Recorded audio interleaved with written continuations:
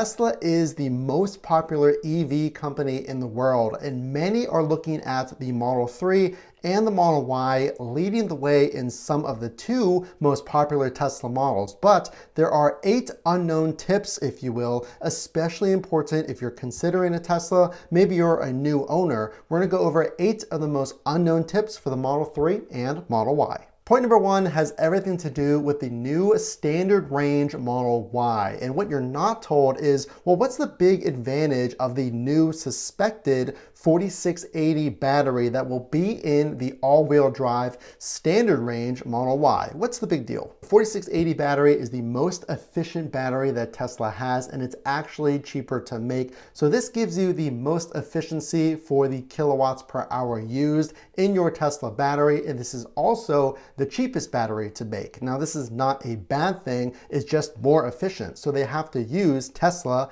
less battery nodes. So the big deal is now, for the first time ever, if you're considering just the base package Model Y, now you know why that 4680 battery is important. It is the most efficient battery across all lines of Teslas. So point number 2 is deal or no deal. Are these current prices at the time of making this video, or any time that you're watching, are these Tesla prices good? So let me put it to you this way. I bought my Model 3 rear-wheel drive in July of 2022, and whether it's the Model Y or the Model 3, prices have never been lower. Also, there is the EV tax credit. That is a tax credit incentive that you get when you file your 2023 taxes for eligible buyers. There are rules and regulations for this. So watch my IRS video if you haven't already, but basically these prices have never been lower, and now is the best time to buy based on the price, based on some current credits, the best time to purchase your Tesla. Point number 3 is something they don't tell you: the full self-driving, enhanced autopilot, and basic autopilot.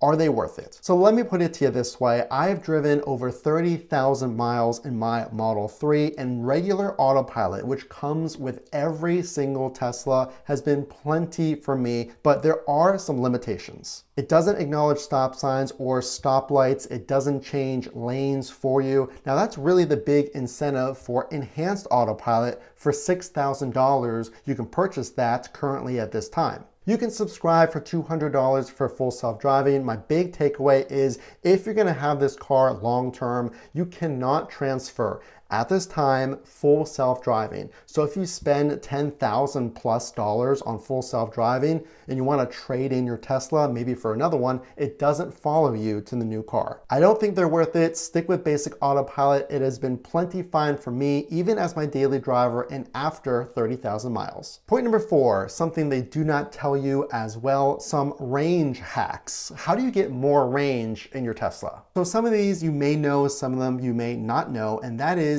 putting your car in chill mode will actually give you the most range. As far as braking settings, you can actually change that to roll, and that will get you more range as well. Make sure your tire pressure is even. You can check this on the app. Yes, that will increase your range, albeit slightly. And you want to make sure you regularly rotate your tires, probably every 5,000 miles, because that balance is important to get you the most range. Point number 5, something they don't tell you about saving money on charging, actually charging at your house versus, let's say, a supercharger. Obviously, it's more at a supercharger. It's going to be 25 cents per kilowatt hour plus, and as an example, it's around 14 cents here at my house, but you can actually cut that in half by looking up your off-peak hours. This is most often going to be overnight. Now, there's no guarantee it's going to be half exactly, but what I can tell you is, if your electric company offers off-peak charging hours,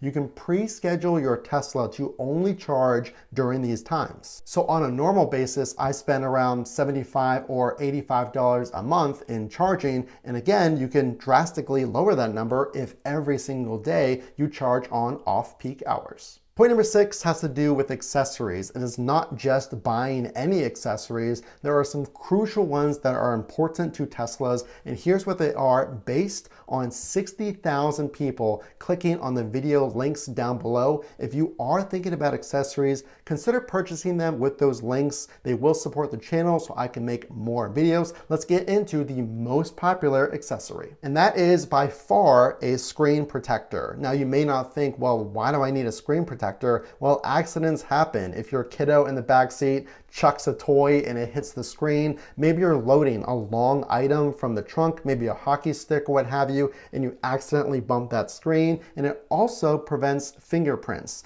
So not only will it give you a little more security and durability, it prevents glare, it prevents fingerprints. The most popular accessory included down below is a screen protector. Obviously, things like floor mats, a center console organizer for things like spare change or your keys, those are also very popular. So let's move on to the next point. Point number 7, something they do not tell you, a crucial item of every single Tesla, and that is your Sentry mode and video mode recording. So as a minimum, if you will, Tesla recommends 64 gigabytes of storage. A USB drive comes with your Tesla and that'll save all of your dash cam footage. But here's the thing. I found that this does get filled up from time to time with storage. Now, obviously, you can go in there and delete a lot of videos all at once, but you run the risk of deleting maybe some important footage for an insurance claim or what have you. So what you can do, what they don't tell you, is move that storage to an SSD drive. Now, this will free up storage on your USB in your car. So essentially, you're moving videos over to free up space, or else those videos will get deleted. Point number 8 has everything to do with the proper care of your Tesla. Now, this one's really important because your car has no grille. That front section that usually protects your car and acts as an air intake, if you will, for your engine. Well, now you have a frunk. So there is no engine and there's no grille. So here's an important tip that you want to know. What they don't tell you is that you can get ceramic coating or paint protection film, and it is possible to only get the front of your car covered, which I would 100% recommend, and here's why. Since there's no protection, all of the bugs and pebbles and salt in the winter get pummeled on the front of your car. There's really no protection other than that front of the vehicle. Paint protection film is essentially a clear sticker, if you will, and it goes over your car. You cannot see it, but it's gonna run you a few $100s at least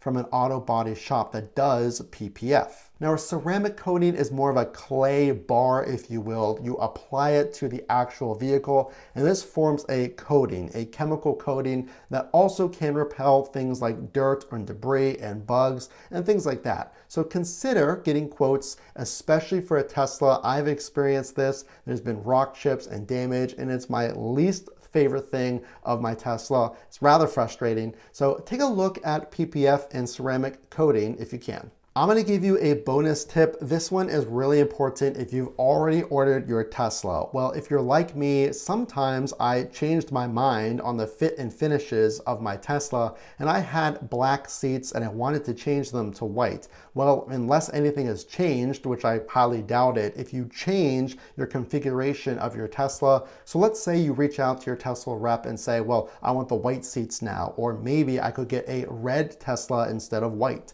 something like that. You will get reassigned to essentially the back of the line, and that could prevent you from getting your Tesla at that estimated delivery date. I didn't know this. I want to pass it on. They definitely don't tell you this. My rep told me, well, if you change the interior color of your Tesla, it's going to give up your VIN number, if you will, because they're making these cars custom. When they get an order, they make the vehicle. So there's not a bunch of Teslas just lying around waiting for someone to choose that configuration. So really something I want you to know, just make sure you choose the car you actually want the first time to prevent any issues or delays, something I want to pass on to you. So let me know what you think of this list of 8 tips that they do not tell you, plus the bonus tip at the end. If you did like this video or you like Tesla content, consider hitting that subscribe button so I can make more videos for you. I am trying to do this full time. I would really, really appreciate it. And consider those links down in the description for the best accessories. The only way I know you liked this video is to drop a like. Again, this is Matt from Frunk to Trunk. We will see you in the next video.